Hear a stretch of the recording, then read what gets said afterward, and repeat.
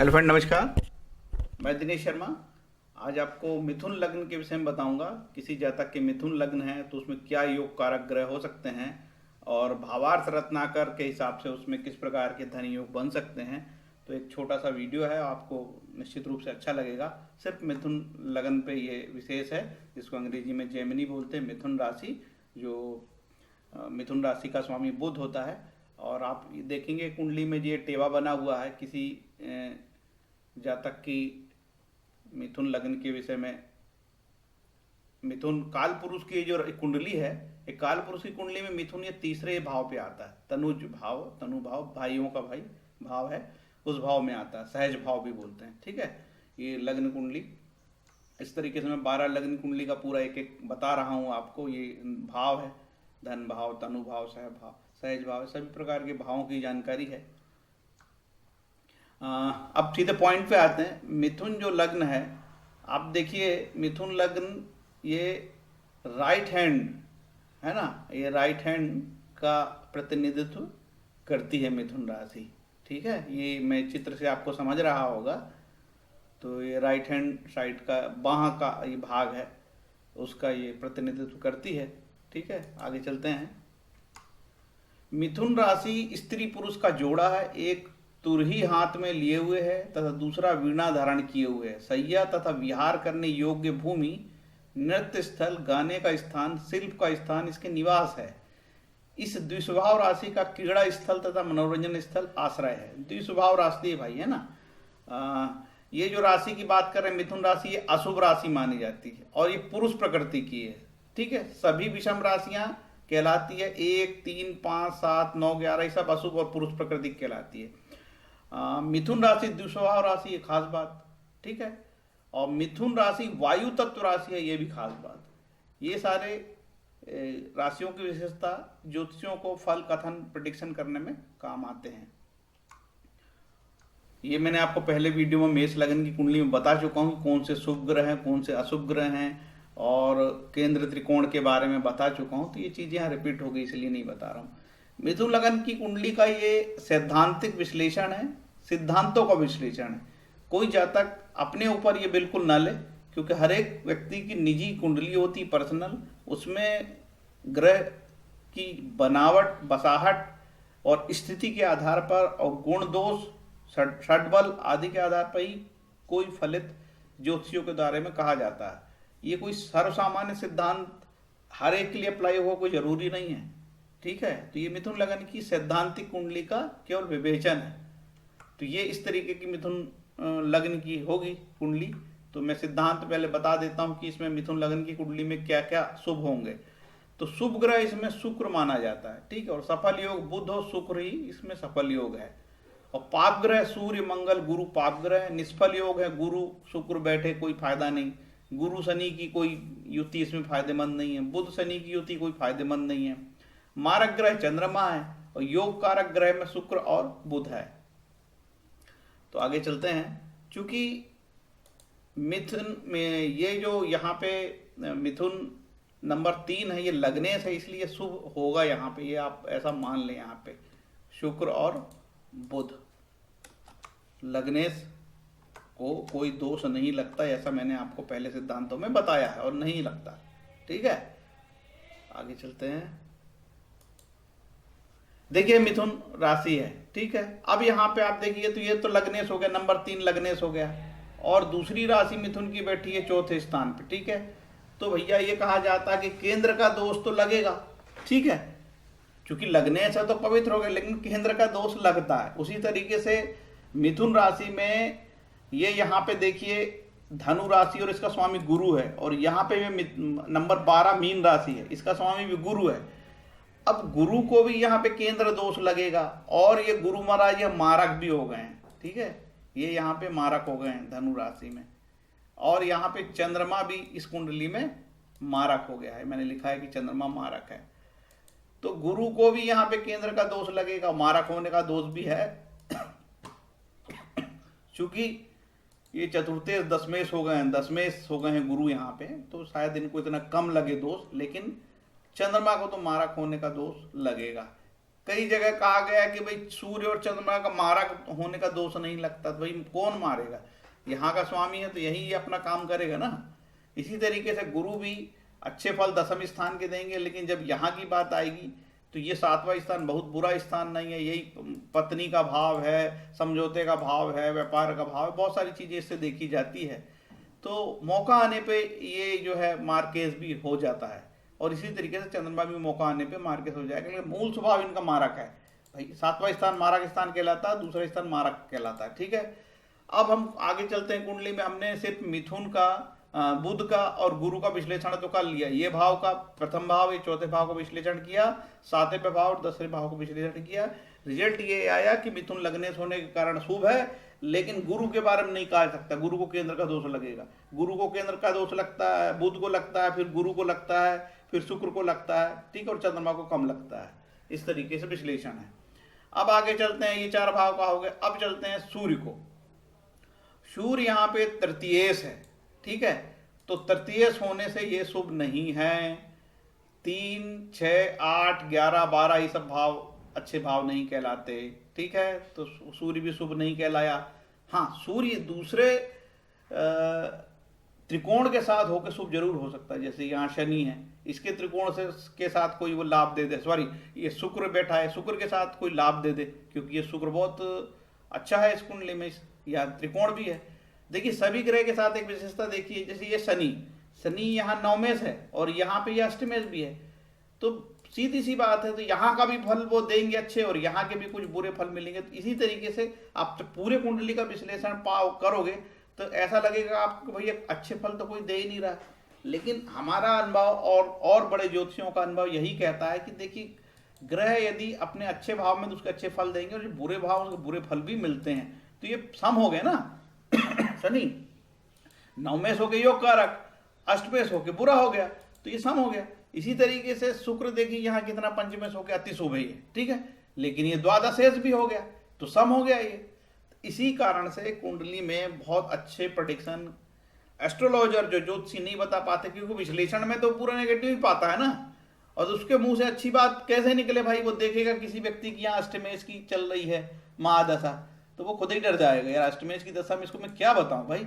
लेकिन उसका ये नवमेश भी तो है शनि, तो उसके आधे फल यहाँ अच्छे मिलेंगे और कुछ नेगेटिव बात भी होगी। तो अच्छी बात बुरी बात दोनों एक बैलेंस रूप में होती है।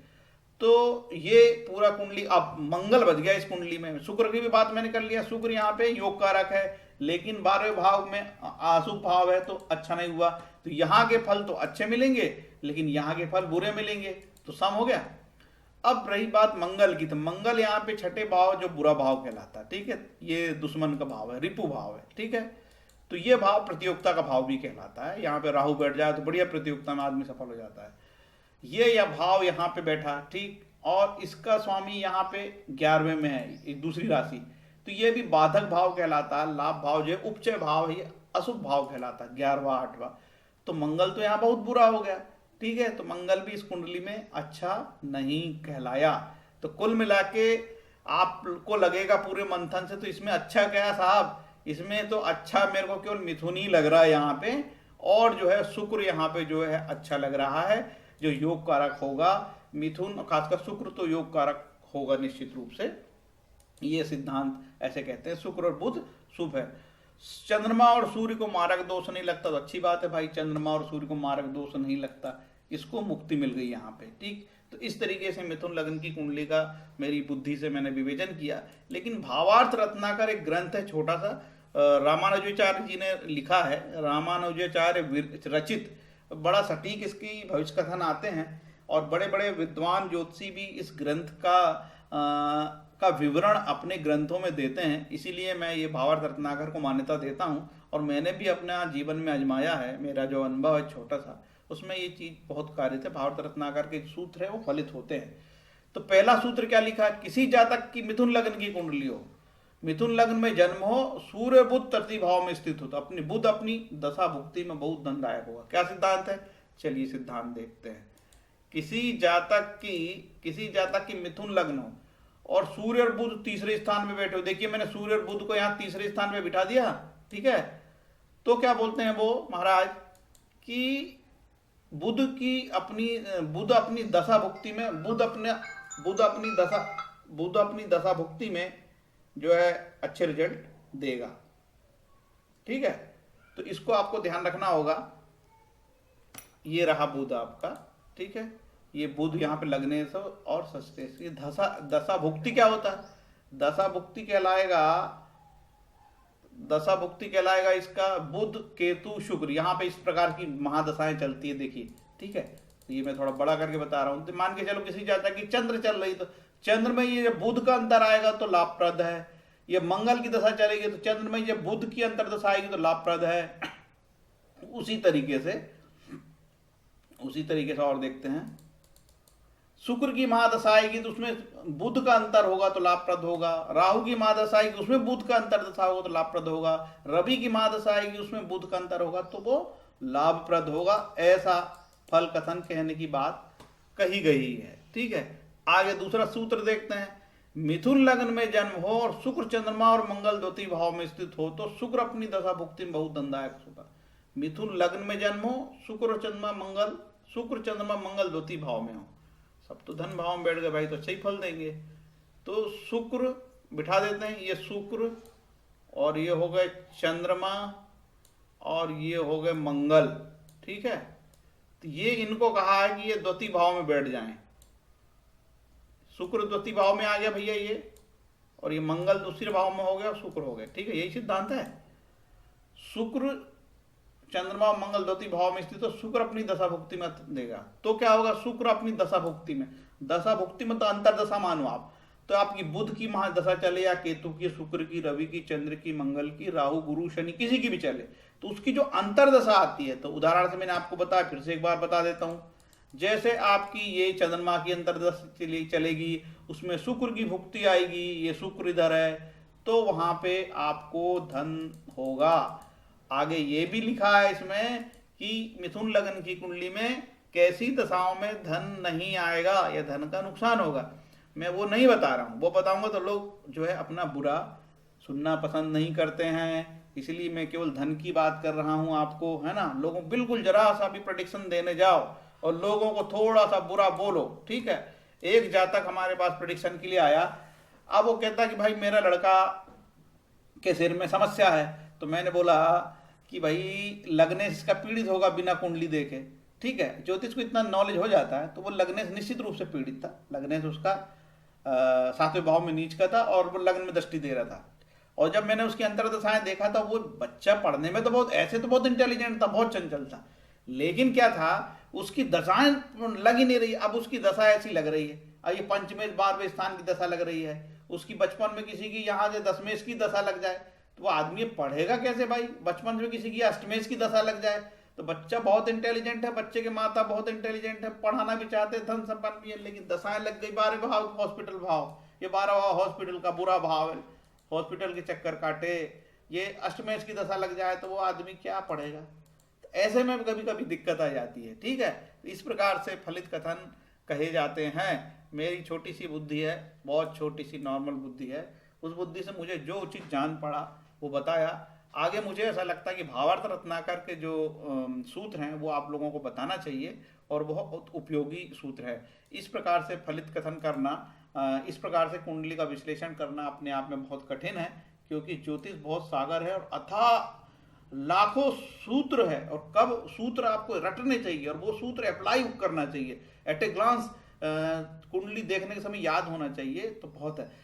अनेक प्रकार के ग्रंथकारों ने बोला कि ये यदि चौथा स्थान है, 10वें स्थान का गुरु यदि 8वें में बैठेगा तो क्या होगा। किसी ने कहा अच्छा होगा, किसी ने कहा बुरा होगा। तो जब ज्योतिषी किताब पढ़ता है तो बोले, आधे जानकार बोलते हैं कि 10वें भाव का स्वामी यदि 8वें में बैठ जाएगा तो निश्चित रूप से बुरा भाव है। तो सामान्य बुद्धि से भी आदमी सोचेगा 10वें भाव का स्वामी यदि 8वें में बैठ जाए तो अच्छे रिजल्ट ले आएंगे। कोई जानकार कहते हैं कि बुरे फल आएंगे। तो वही मैं कहता हूं कि आज भी ज्योतिष अनुसंधान का विषय है, लेकिन जैसे मैं आपको एक सूत्र बताता हूं कि जैसे ये मिथुन लग्न की कुंडली है, अब ये शुक्र